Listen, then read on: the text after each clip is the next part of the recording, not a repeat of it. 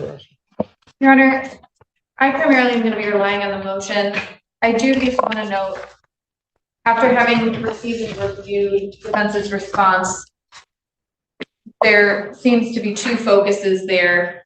Viewers, buckle up. This case is not just another routine hearing. It's a legal chess match unfolding in real time, where the stakes are nothing less than freedom versus accountability. We've got Mr. Kyle, the defendant, accused of strangulation and now suspected of manipulating the victim through jail calls. The prosecution is armed with audio that could prove a pattern of coercion. On the other side, the defense insists these conversations were innocent attempts at clarification. Hovering over it all is Judge Simpson, a seasoned jurist known for cutting straight through excuses. One, that Mr. Kyle did not engage in any actual wrongdoing, and two, that any potential wrongdoing that may or may not have happened did not actually lead to the victim failing to appear. There was one statement in the first call where the grandmother had patched in the victim, where she said specifically, "I know, and I didn't. I still don't think there's a reason to put your hands on somebody though." And Mr. Kyle responds back, "I did put my hands on you like that. And if I did, I apologize." To me, this is really the heart of the issue, is that he is persistent and consistent in telling her that she needs to call and tell them that nothing happened and that he didn't choke her. And this is the statement where she says, no matter what, that's not a reason to put your hands on somebody. And he says, "I didn't. And if I did, I'm sorry." That's the heart of this. And if we're talking about wrongdoing, the content of this call is a continuation of the wrongdoing that we see in the initial incident, where he takes the phone from the victim and keeps her from calling 911 to call his grandmother, where she tells him not to call. She tells the victim not to call 911. This is a pattern of behavior that we're seeing continue on after his arrest and arraignment. The prosecutor goes for the jugular here, framing this not as an isolated lapse but as a pattern. And in courtroom strategy, that word is lethal. Patterns imply consistency, intention, and a dangerous lack of change. The state is arguing that Kyle didn't just have one heated moment. He carried his manipulative tactics into recorded jail calls. Think about that. Knowing he's on a monitored line, he still pressed the victim to fix her story. That boldness suggests either arrogance or desperation, and neither plays well before Judge Simpson. Patterns also strip away excuses. You can't claim it was a mistake if you repeat it again and again. For the jury, or in this case, for the judge, patterns equal credibility for the state's case. But isn't there even a more concrete statement where there's an indication where the defendant is talking to the grandmother about communicating to the victim to change her story? Correct. And I think that goes beyond the direct contact between the defendant and the victim, and it relates to ongoing contact that has continued outside of the jail between the defendant's family and the victim. She is so in fear that she did not appear for preliminary exam, and I'm concerned that she won't appear again, which is why we filed this motion, because of the defendant's persistence and pattern of behavior exhibited in the initial incident and then continuing in the calls. Thank you. Thank you. Thank you, Your Honor. And thank you for allowing us to have this hearing. My objective today is to show this court that the people cannot establish their burden even by a preponderance of the evidence. Just to clarify what the people have just mentioned on the statement that was just said about regarding putting their hands on someone. Your Honor, we're here for a forfeiture of wrongdoing motion. And if we finish that, the context of that statement, he also said, "I did not," and "if I did." So I just wanted to put that before I forget. The defense swoops in with damage control, zooming in on semantics. He also said, "I did not." This is a classic move, trying to dilute the power of the apology by pointing to the denial that came with it. But courts don't hear these words in isolation. They hear them in context. Saying I didn't, but if I did, I'm sorry, is not a clean denial. It's a muddy hedge. And Judge Simpson knows it. The defense is leaning on technical parsing, but that can backfire. Why? Because it makes the defendant sound slippery. Honest people don't usually talk in ifs when accused of violence. They issue firm, unwavering denials. This defense angle feels like splitting hairs, and in front of a sharp judge it risks sounding like evasion. Here's the engagement question. Do you think this "if I did" statement helps Kyle's case or digs him deeper into a credibility hole? I believe all three elements are in our favor, and I will use the standards set forth in. Even if done through a third party? Your Honor, I will address that. No, you will address what I ask you to address, even if through a third party? Even if through a third party, the elements. If there's a statement made by the defendant to a relative, I believe a grandmother in this case, or his mother, indicating between the two of them to tell the victim to change her story.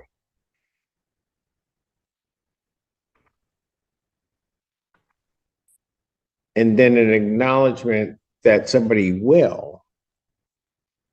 Why isn't that a wrongdoing? Your Honor, that will go towards the clarity, the intent, and the purpose behind why to change her statement. And I was going to go through this element by element, and that question, the best response to that question is, if you go through the jail calls, which I'm sure you have, if you go through the jail calls, there is, I'll just go through them now. In the jail call on March 26, 2024, in the motions at 8:25:55, Mr. Kyle called his grandmother, right, and Miss Lazarski. And if you look at the jail call at 3:05 into the jail call, so did you tell them I choked you? This is a question towards the complaining witness. Miss Lazarski stated, I didn't say anything to them. Okay, at this point, there's confusion. There's mixed testimony that we are trying to clear up. Mr. Kyle then followed, can you call up there and change your statement?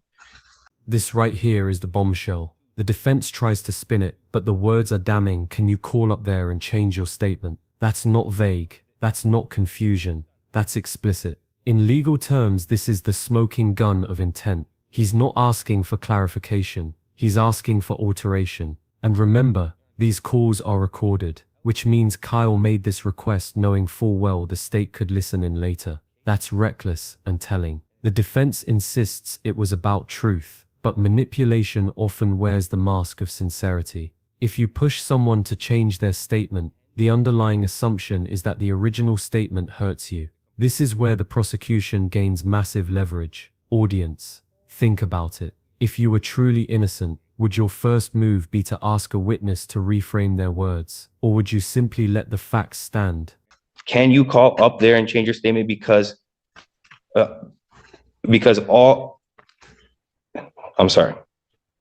they are saying that. They are saying that. Then she responds, I'll call them and talk to them. So her intent is clear. Okay, and then grandma responds, they hear everything on this phone. So they are, and when you make phone calls from jail, we all know it says this is a recorded line. Mr. Kyle responds that it's not about them. They told me, you said that I choked you. They're telling me that you're saying I choked you. She responds again, I'll call up there and talk to them. Mr. Kyle says, is that what you're trying to do? Question. Or do you just want me to leave you alone? Question. I get out. Is that what it is? 4 questions. Answer to that question is, Your Honor, he's not calling his grandma to say, oh, fix her statement because she, her statement is concrete. Because what Miss Lazarski is telling him is she's saying this never happened. I never told them any of this. So, and I highlighted in another call.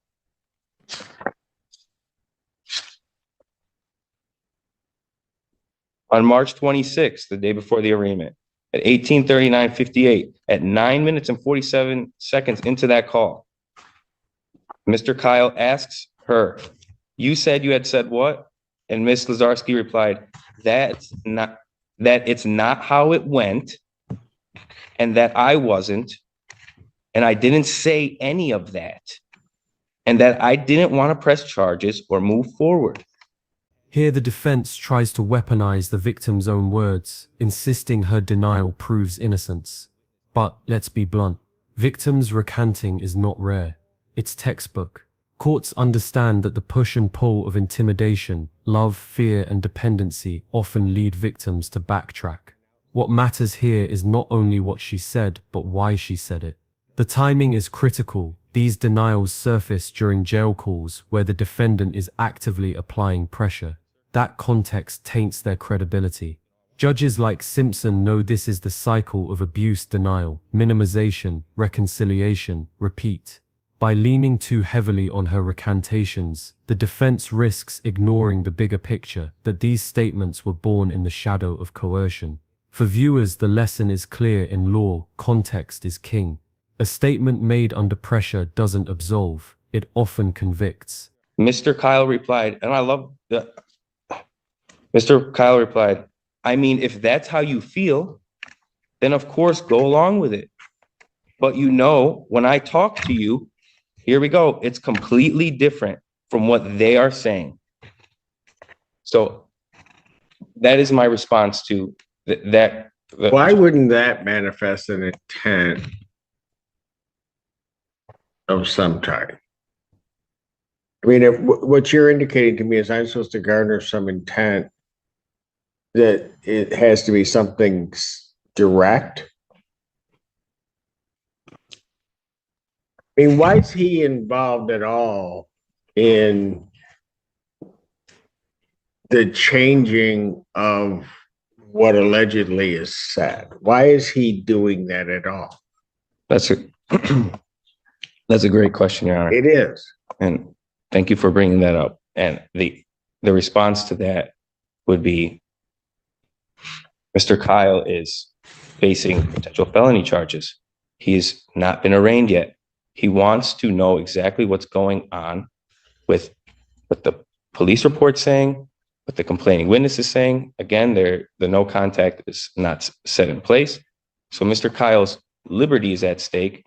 So I don't see it to be unreasonable for a situation like what Mr. Kyle and the complaining witness have gone through, allegedly, for Mr. Kyle to call immediately on the mother of his child, the complaining witness, to clarify what is going on. But he goes beyond just what is going on, doesn't he? I respectfully disagree, Your Honor. I don't think it goes beyond what is going on.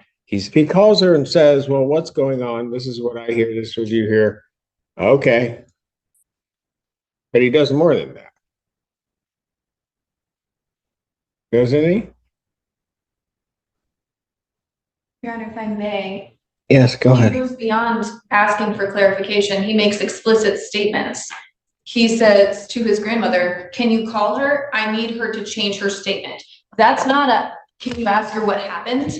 Can you ask her how she felt? Can you tell me what is going on? He says, can you call her though and tell her I'm on the phone so she can change my statement and I don't have to go through with felonies? Because I'm not even going to get out of jail until tomorrow. This line seals the prosecution's narrative. It isn't a request for honesty, it's an instruction for cover. When Kyle says, "So she can change my statement," he's acknowledging that the existing account hurts him. That alone undercuts the defense's spin about truth-seeking. This is where Judge Simpson will weigh credibility, the defendant's own words versus the defense's interpretation, and here, the words are damning. From a legal lens, this is classic consciousness of guilt. Innocent men don't scramble to rewrite stories, they fight to have them heard. By involving grandma, Kyle tries to hide manipulation under the guise of family support, but courts see through that. Audience engagement. Imagine you're Judge Simpson hearing this line. Do you see a man seeking fairness, or a man desperate to rewrite reality before it buries him? That's not a, can you tell me more? Or what's going on? I'm confused. That is explicit and direct and with intention. And it is exceedingly clear that this is a manipulation of the victim. If that's how you feel, then go along with it. You are telling me you did not say any of that. So this isn't a, oh, well, go up to, let me call grandma and tell her to fix the statement. Fix your statement in regards to the truth is what's going on. If you are telling me you did not say that, but the police are saying you said that, then just tell the truth. Counsel, but your argument, the court would never, well, would rarely be able to find that there's any intent to do anything other than try to clarify. I mean, because I mean, it seems to me the argument you're making is that it can't be the context or the sort of totality of all that's being said into maybe said to various parties regarding this to express some intent of the defendant regarding this particular case. But that as I hear your argument, it almost has to be some express statement on his part. Your Honor, The court to find that there's intent. Your Honor, I believe, if I may, I'm sorry. Go ahead. I believe there needs to be, and I've sat in on a motion, forfeiture motion hearing in this honorable court just last week, and I loved the court's analysis because it took the context of the call, of that jail call, and obviously this is completely different facts, different circumstances, but the court in its analysis almost made a spectrum of the context of the jail calls. It was the spectrum almost being don't show up, and if so, lie. And this was another case, not has to do with this. This case here that we're here for, I believe, is almost opposite of that. And that don't show up and lie is egregious. It's undue influence. It's manipulation. It's obstruction. It's pressure. But what would be the ramifications if she doesn't change her story? Your Honor, that's something for the court. No. I'm saying as between the two of them, what would be the ramifications of her not changing her story? Here's where Simpson zeroes in on consequences. Judges think in terms of cause and effect, and his question is razor sharp. If she doesn't change her story, what happens? The answer is obvious. Kyle faces felony charges. That exposes motive. He wasn't casually curious. He had everything to gain from silence or recantation. Legally, this is where intent crystallizes. Courts don't need a smoking gun of someone saying don't testify.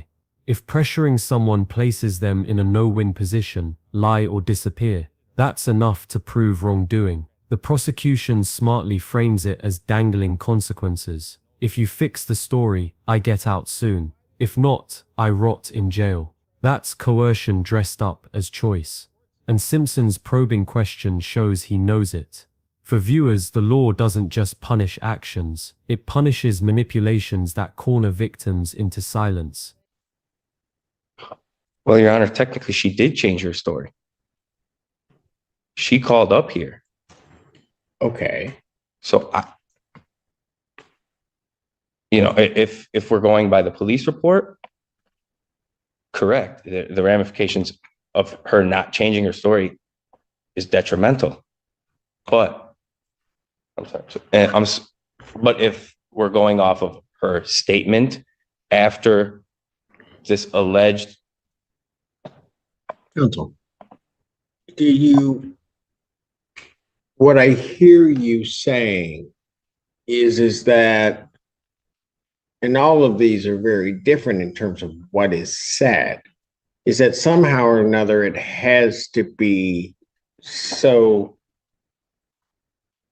direct that there can't be sort of this manifest, one couldn't conclude that there's some intent to not have this person testify or to have them even testify falsely. Your Honor, I believe it's the intent for the complaining witness not to testify, or if to testify falsely, or make the complaining witness unavailable whatsoever to the court. Ms. Lazarski, the complaining witness, has, I don't know how much clearer she could make it, she could state it in the jail calls.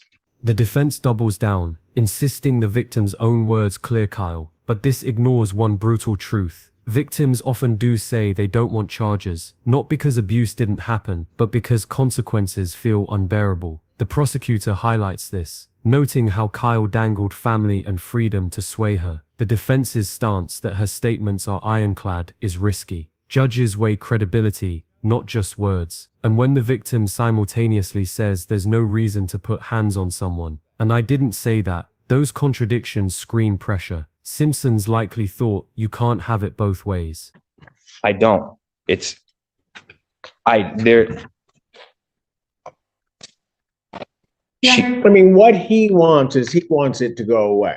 He doesn't want to face the felony charges. He says that, right? And that's, well, no, that's what he says, right? Of course, yes. And then says in essence, you need to change your story so that doesn't happen, right? I don't know. Well, what do you know? I mean, what do you mean you don't know? No, I'm not saying I don't agree with that, Your Honor. What do you think he's saying then? What I'm saying is he is trying to have her testify to the truth. If she is telling, Your Honor, if somebody's telling me something, then why even bring up the felony charges? Because he's facing felonies, Your Honor. But he says, I don't want to face the felony charge. I don't want to be here on a felony. Why do you think he says that? Your Honor, that's what I'm sure many people would say. Why do you think this defendant said that in the context of what else he was saying? Because he's saying this because she is telling him that is not what went down. That is not what is said. So why are they saying, why does the police report say that it does say this? Because now I'm facing felony charges. Is that really what you think he said?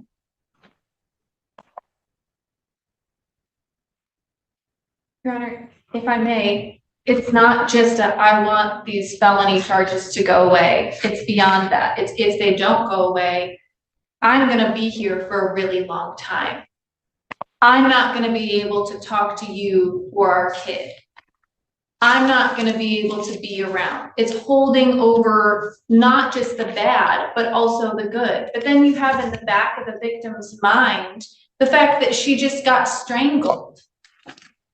And so you're dangling a carrot and the potential of the negative as well.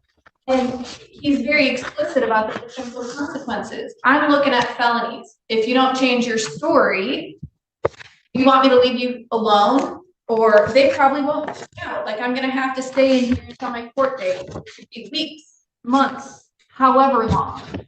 And if we're talking about him wanting to get to the truth, when she says explicitly, I still don't think there's a reason to put your hands on somebody, that is a candid statement that she made. And he discounts that. He immediately says no.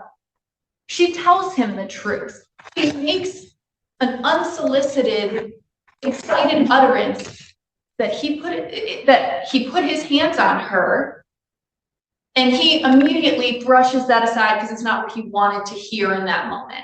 It's not what he wanted to have said on the recorded line. And when he's faced with the truth, he goes right back down the line of dangling the carrot. If you change your story, I'm going to get out soon, not in weeks, months, however long.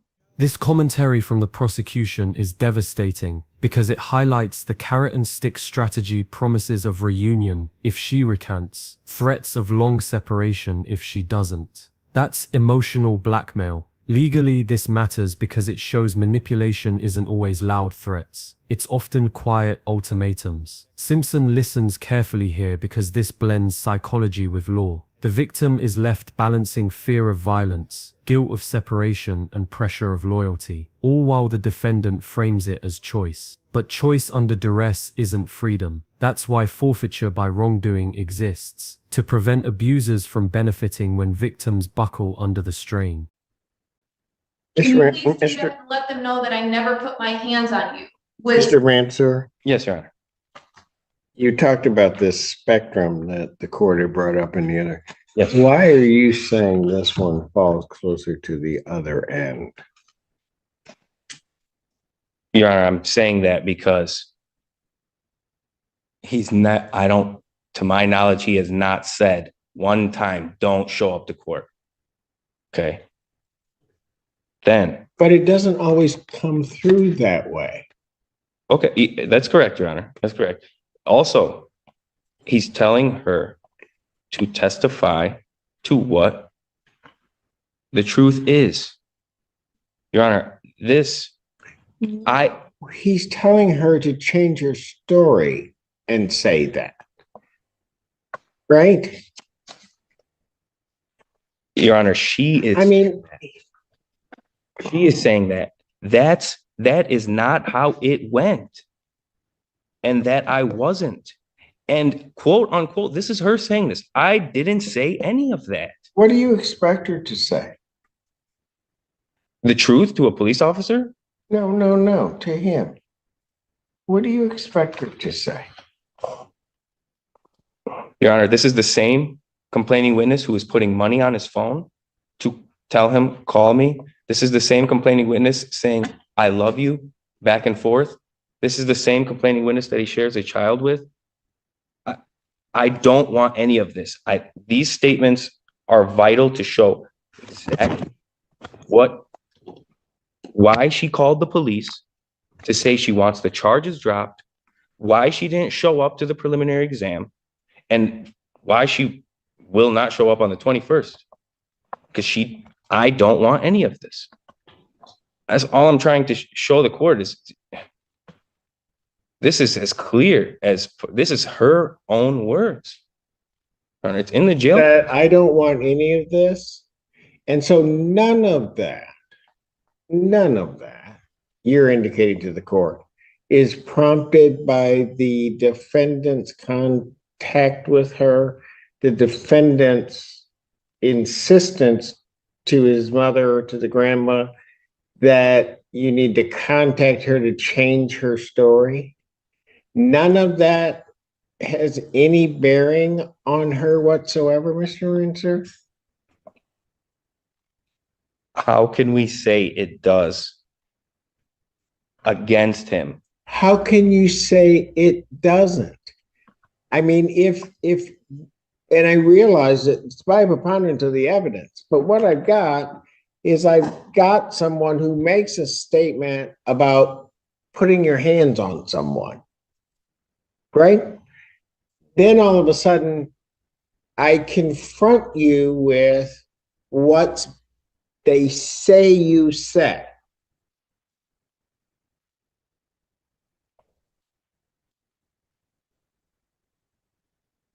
She basically is saying she doesn't want any of this. Well, that would be true for a lot of domestic violence victims, that they don't want any of it. They probably don't want a whole lot of things. Simpson's insight here is razor sharp. He acknowledges the defense's argument, she doesn't want any of this, but flips it. That's exactly what makes domestic violence cases so complex. Many victims don't want the legal process, not because abuse didn't occur, but because the fallout is terrifying. Judges recognize this pattern. The defense thought they scored by pointing to her reluctance, but Simpson reframes it as typical, not exculpatory. Legally, this bolsters the prosecution. Victim reluctance can support the case for coercion rather than weaken it. For viewers, this moment exposes the human side of courtroom strategy. Victims' silence, withdrawal, or compliance is often mistaken for truth. And that I didn't say any of it too, Your Honor. Right. What's she supposed to say, Mr. Mansour? Why? See, this is part of the problem here, is your client should have been contacted here in the first place. Shouldn't have been contacted here in the first place, and shouldn't have been trying to contact through third parties to then tell third parties to tell her something.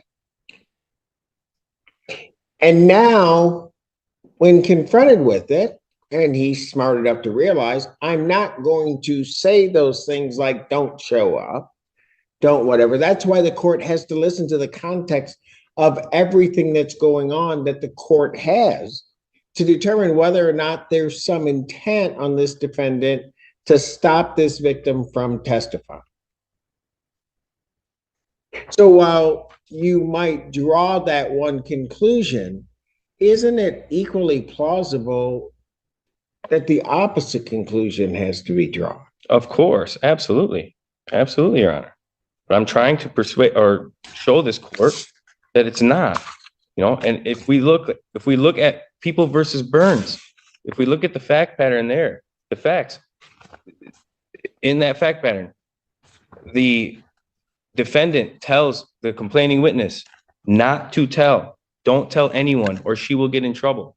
And the court in that case ruled that there was no specific intent for the complaining witness to not be or to be unavailable for court.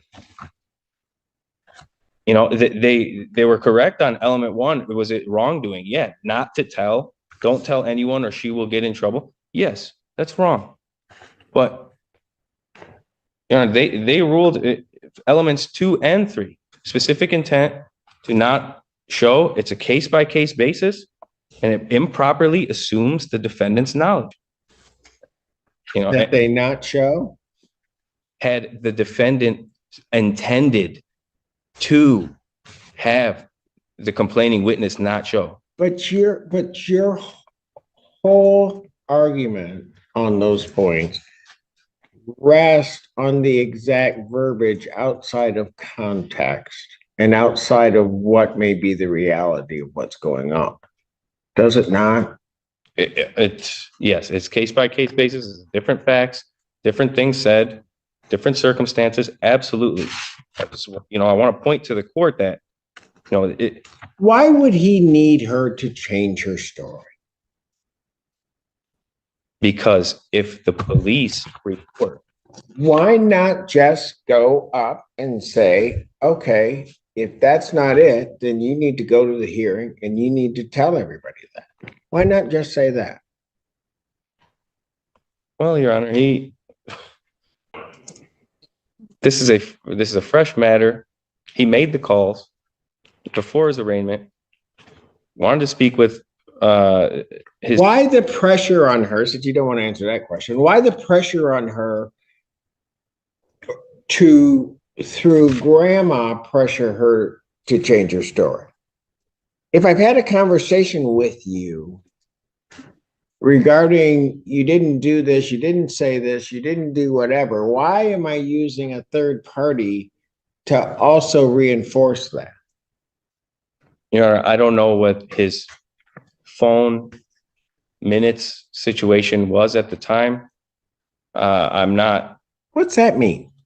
I don't know if he could reach her and find out, check the status on whether she did it or not. I don't know if she has transportation. I don't know if she has he probably doesn't know if she. That's not my question. My question is, why does he use a third party to also try to exude, at least as the court sees it, that pressure for her to change her story?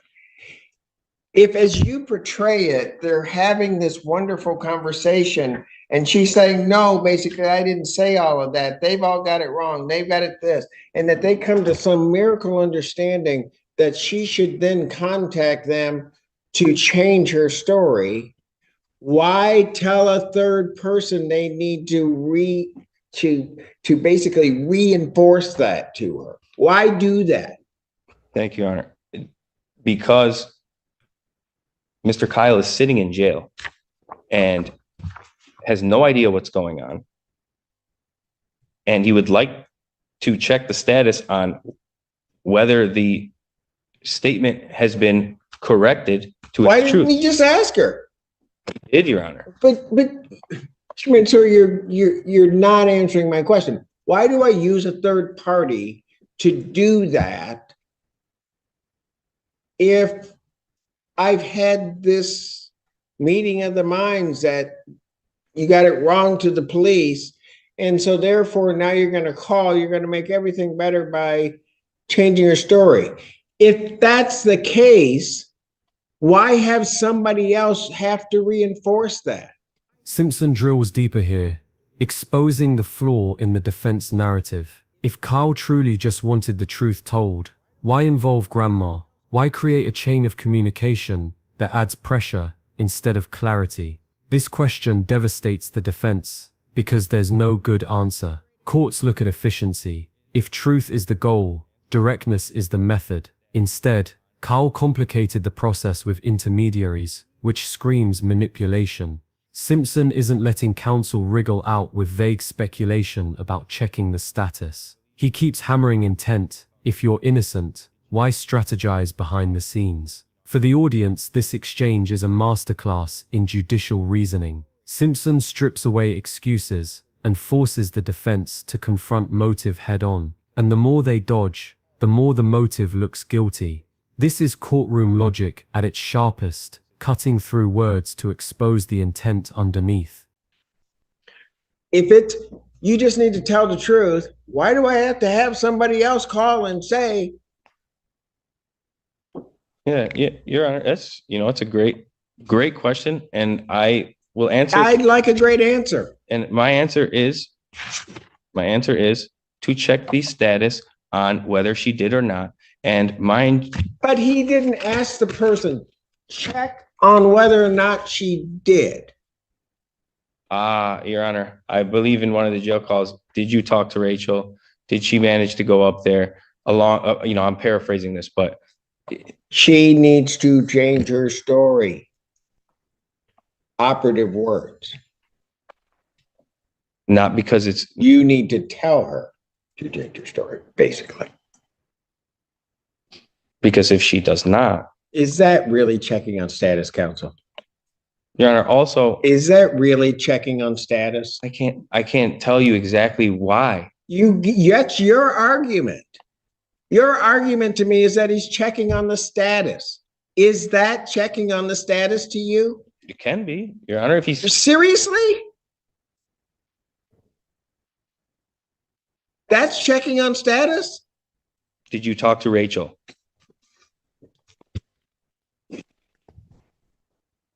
Go ahead with the rest of your argument. All right, in regards to that as well, his grandma, his mother, all are in communications with Rachel.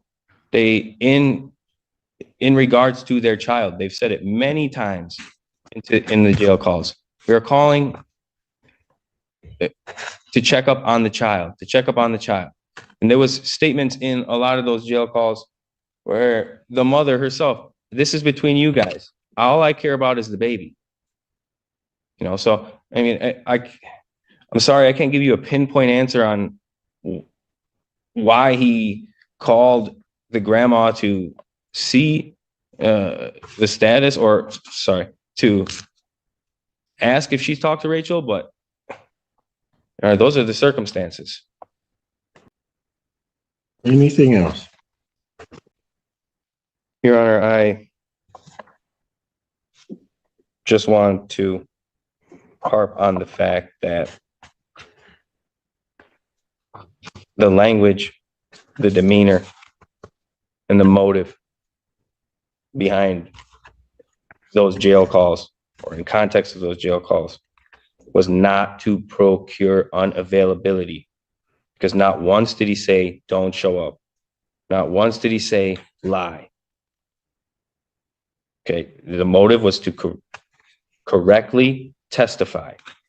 The defense makes its final desperate pitch that Kyle only wanted correct testimony. But by now, the record tells a different story. When correct testimony aligns perfectly with the defendant's freedom and contradicts the victim's earlier words, courts get suspicious. Judges know that truth doesn't usually require coaching, reminders, or third-party nudges. It speaks for itself. By this point, Simpson has seen enough patterns to know the motive wasn't truth, it was self-preservation. The defense's framing feels hollow because it ignores the psychological weight of coercion. Victims don't flip stories in a vacuum, they flip under pressure. Viewers, this is where you see how legal strategy collides with reality. The defense clings to semantics, but the bigger narrative calls pressure consequences outweighs clever wording. The takeaway context destroys technicality when intent is clear. So I don't believe any of these elements are met. None of the three, due to those reasons. You know, if he was telling her, hey, you got to go up there and tell him I didn't do any of that. Tell him make something up, lie, don't show up. No, the jail calls. What did you say when you got up there? That I didn't do anything. Okay. So you really think it has to be that direct? It's by a preponderance of the evidence. No, but do you think the examples that you give are certainly the most egregious of circumstances? My question to you is, are you indicating to the court that it always has to be that direct? That there can't be context to what's being said? Your Honor, that is exactly what I'm saying. In our favor, though, the context of those statements, does it have to be that direct? No, it could be many different ways. You know, we look at People versus Jones. People versus Jones, in that case, there was the facts were the defendant was involved in a gang, and the complaining witness didn't testify because of the repercussions of testifying in a gang. Or People versus Giles, where the defendant made the complaining witness unavailable. The complaining witness she's available. She's available. She just does not want to proceed. She does not want to move forward. She said it. So no, it's not that direct. There's context to it. It's case by case basis. And if you look at everything that is going on,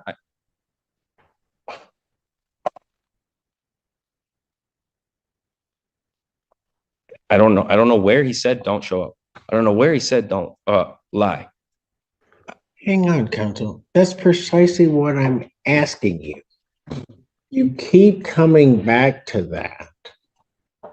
And I'm asking, does it have to be that direct? You tell me it doesn't have to be, and then you proceed to argue that. So I'm unclear where you're coming from. Well, my question to you is, there are ways of telling people not to show up or placing them in a difficult position where they don't, which would be tantamount to saying don't show up. By way of example, if the court draws the conclusion that he's asking her to change the story, that she then tries to change the story, but it doesn't change the posture of the people in proceeding, she's now caught. Because now she has to show up and lie or just not show up at all. And you don't think that one through that series of events could reasonably draw that that's what the defendant's intent was? That if it works, it's gone. I'm out. But if it doesn't work and they don't get rid of it, then you got to lie or you got to do whatever. I placed you into an impossible circumstance. Why wouldn't that be tantamount to causing the unavailability of the complainant and have reasonably been what he desired to occur? Your Honor, could it not be her own choice to not show up? Could it not be the fact that she does not want to proceed on this? And it could also be due to the fact that what was said was out of context. There was no indication of. If her choice is a voluntary one, then maybe. The problem that you have is you've got all of this, which would lead the court to the conclusion that if she doesn't show, that's not voluntary on her part. Your Honor, the court here has revoked Mr. Kyle's phone privileges. Because he violated bond. That's yes. We're not objecting to that, Your Honor. Well, you can object all you want. He violated bond. You're 100% right. I know. Okay. So what's the point of this? Your Honor, his phone privileges were revoked on the 6th of April. The preliminary exam was on the 21st. She has had all that time, almost 2 weeks, with no contact, nobody's spoken to her, to make the decision. Oh, no. That's not true. You're right. I know that's absolutely untrue. His contact comes through a third party. Your Honor, I misspoke on that. I meant to say Mr. Kyle did not make any phone calls, obviously, because his phone privileges were revoked. However, Your Honor, I've said all I've needed to say in purposes of this argument, and I appreciate you taking the time and this court to allow me to make those arguments. Thank you. Anything else from the people? Nothing further. Court in reviewing that and listen to the phone calls and giving context to those phone calls. The standard here being a preponderance of the evidence. The court is of the opinion that the context made to, let me say that, it would be, I guess, easier if defendants were just saying to alleged victims, don't show up, don't testify, don't do that. If they use those exact words, these become simple analysis. So that would be easy. Or, if quite frankly, defendants would abide by the bond condition of no contact, then that would be easy, because then if they don't show up, it has nothing to do with, or would not possibly have anything to do with what the defendant did. But none of these, or very few of them, I should say, are that direct. They go through other mechanisms by which to have the victims either not appear or change their story or in some way attempt to try to cause their unavailability. Clearly, his contact and the statements made are wrongdoing on his part. The court believes by preponderance of the evidence that the statements made, the context upon which they're made, the further contact with the grandmother directed to say things or continue to say things to reinforce things to this alleged victim.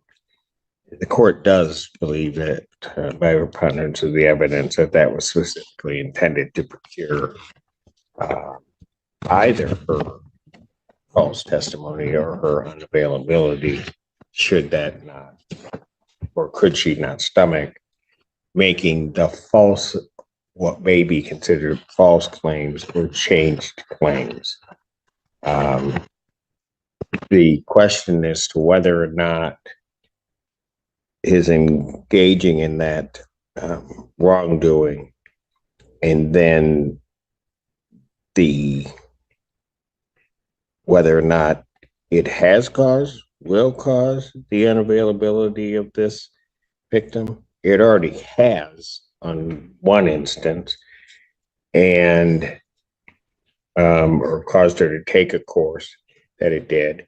It may indeed on the May 21st cause that to happen. It certainly did on April 23rd. This court's belief is, having listened to everything. And so for those reasons, the court would grant the people's motion, and that the statements, if they are otherwise admissible under the Michigan court rules regarding evidence of the alleged acts of domestic violence, will be admitted through the proper witness, that typically being a police officer. So people's motion is granted. Thank you. Thank you. Here's the climax. Judge Simpson rules in favor of the prosecution, granting their motion. This means Kyle's wrongdoing, his attempts to manipulate the victim, has legal consequences. The victim's statements can now be admitted through alternative witnesses, like police officers, under the forfeiture by wrongdoing doctrine. Translation: his own misconduct backfired, stripping him of protections he might otherwise have had. This ruling echoes beyond the courtroom. It reinforces that tampering with victims, directly or indirectly, will not only fail but will make the state's case stronger. For viewers, this is justice in action, the system closing loopholes that abusers try to exploit. The case ends with a powerful reminder: words on recorded lines carry weight, and patterns of manipulation do not disappear in court. If you found this case as shocking as we did, make sure to hit that like button, share your thoughts in the comments, and don't forget to subscribe for more jaw-dropping courtroom breakdowns.